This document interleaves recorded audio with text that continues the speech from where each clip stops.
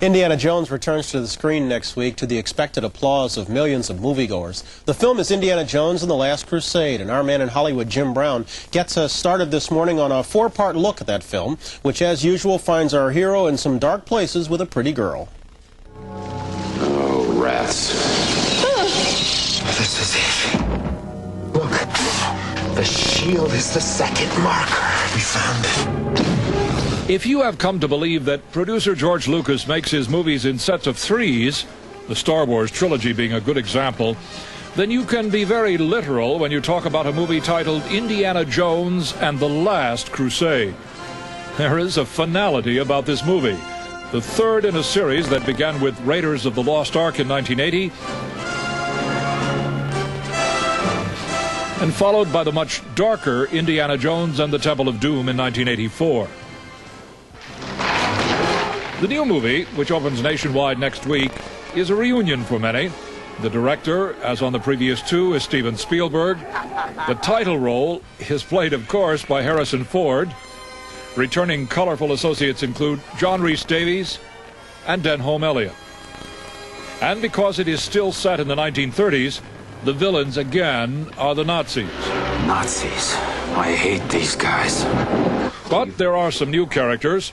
The female interest is English actress Alison Doody, and River Phoenix plays the youthful Indiana Jones in the opening sequences, scenes which help to explain why Ford's Indiana Jones is the way he is.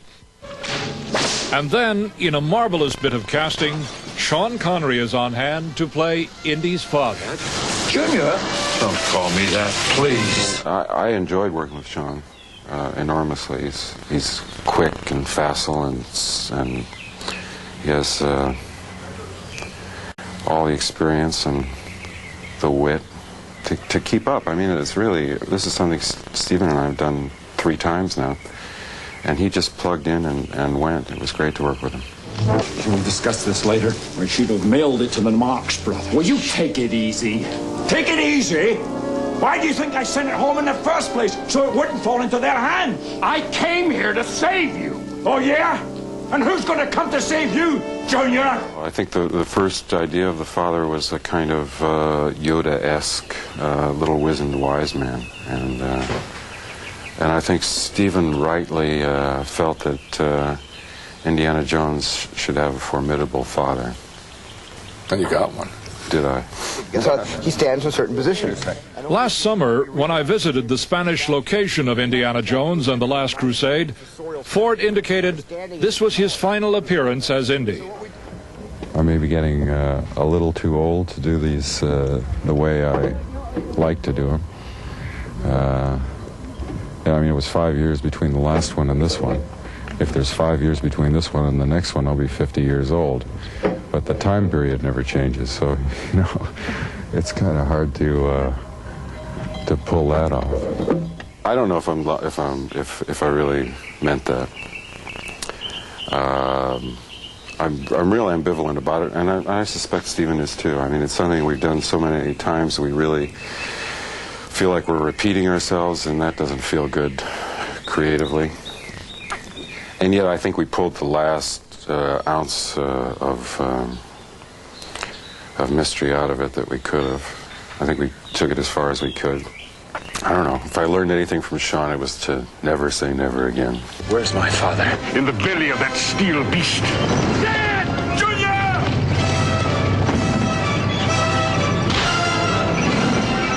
You call this archaeology? Get out of there, Dad! Tomorrow, when we continue this report on Indiana Jones and the Last Crusade, we'll come here to the southern coast of Spain, alongside the Mediterranean. And we'll talk to the actor who plays Indy's father, Sean Connery. It's been called a brilliant piece of casting. For today, Jim Brown, NBC News, Marbella. A week-long look at the new Indiana Jones movie this morning turns to co-star Sean Connery. Our man in Hollywood, Jim Brown, went over to southern Spain to catch up with Connery, who's made a smooth transition from James Bond to Indy's father. Our situation has not improved. Dad! Junior! The choice of Sean Connery to play Indiana Jones' father in the latest adventure of the popular movie character is about as perfect a piece of casting as can be. The quest for the Grail is not archaeology. It's a race against evil. Germany has declared war on the Jones boys. Like Connery's Oscar-winning portrayal of a seasoned street cop in The Untouchables, Indy's father is also a perfect blending of actor and role. Home for Sean Connery is here on the southern coast near Marbella and the so-called jet-set marina known as Puerto Banús. It is where some of the most luxurious yachts in the world are berthed. For Connery, his home is a jumping-off place to the cultures that surround the Mediterranean. Well, from here it's 40 minutes to Algeciras, and you get a boat there, and you're in Morocco's only 22 miles across. Connery was director Steven Spielberg's first choice to play Indy's father, although Connery's initial look at the script was less than enthusiastic. I was rather disappointed. Anyway, when I voiced my reservations about it, Steven was, I think, a bit surprised. My reservations at the beginning were mainly to get a clearer picture of where we're going with this character and this father figure. I liked the idea of him being more like Sir Richard Burton, the explorer, that type, much more active and an academic to begin, and then becoming, then you realize what the genes were that produced this Indiana Jones. And so you get the mixture of the action man with the academic, but still very much a Victorian father. The fort's on fire. He's got scale, and that's what I think that captures an audience for this kind of story. And that's what the Bond films had too. The father of Indiana Jones in some way could be a Bondian character because of they're always in terrible situations. They always have to be resolved with some inventive, humorous action. That's the only solution they ever have, whether it's jumping into a plane and the guy says he can fly one, he doesn't know how to land it, you know. Yeah, it's very Bondian. Harrison Ford and director Steven Spielberg have known each other for years in the so-called Hollywood film community, and Last Crusade is their third outing as star and director. But it is Sean Connery's first movie with either man. In fact, he only met the pair just before shooting began. Nevertheless, the chemistry between Ford and Connery is there, and Spielberg took advantage of it. He's very exciting to work with, Steven. He's always got lots and lots of visual ideas, and I always have plenty of ideas too, and Harrison's the same. And to give an example, Steven was covering it with a close-up and a close-up, and then the timing of a scene invariably found it worked better in the two-shot with the two heads to get the byplay of the two characters, and in many sequences you'll see that. When we get to Alexandria, we will face 3 challenges. First, the breath of God. Only the penitent man will pass. Second, the word of God. Only in the footsteps of God will he proceed. Third, the path of God. Only in the leap from the lion's head will he prove his worth. What does that mean?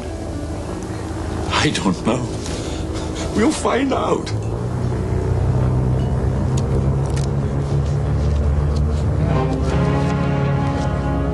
We're turning around. They're taking us back to Germany. I think the essence of the film for me is the pleasure. And you know, as well as I do, the greatest pleasure is when a film, the whole team is working, and then what you're all trying to do works. Those people are trying to kill us. I know, Dad! It's a new experience for me. Happens to me all the time. Tomorrow, Steven Spielberg, who says this is his last Indy. For today, Jim Brown, NBC News, Hollywood. Brian's back in a moment with a couple of football heroes who got more out of the game than most. After message.